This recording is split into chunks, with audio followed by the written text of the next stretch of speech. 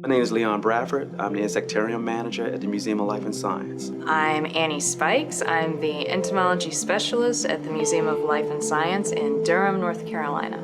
Insects and invertebrates are the smallest creatures on our planet, but they number far greater than anything else. So they're everywhere, and getting people more comfortable with them and curious about them and knowing about them is what we're about.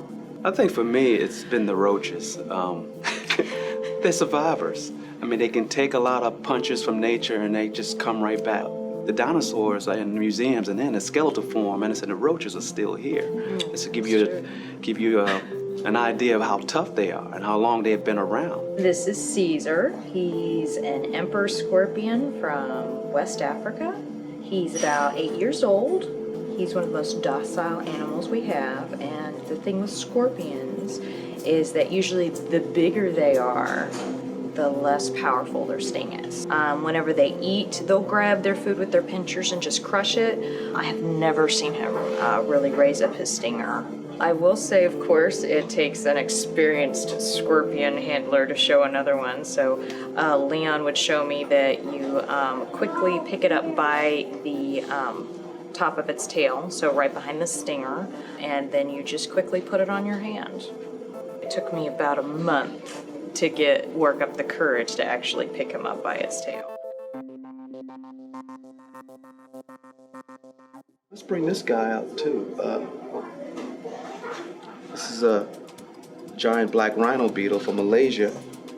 So yeah, this is a relatively large male. You can see the horns.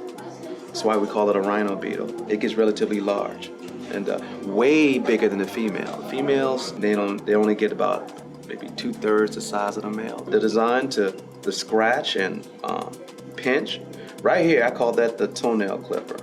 So you don't want to put your finger or another beetle's leg in between that, because he'll just clip it off. And the animal's basically designed for fighting too. I mean, it's got horns and claws.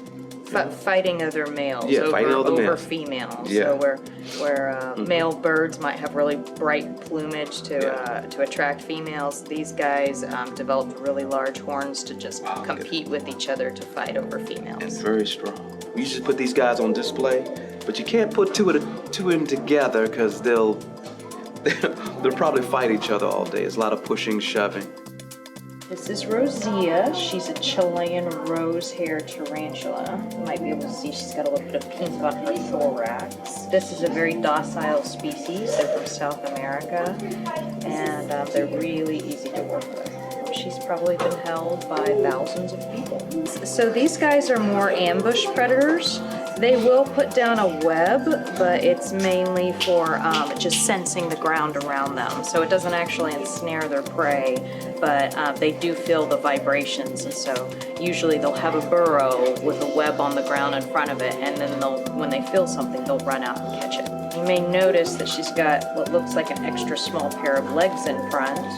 Those are actually called pedipalps, and they're used for smelling. So they sort of act like antennae.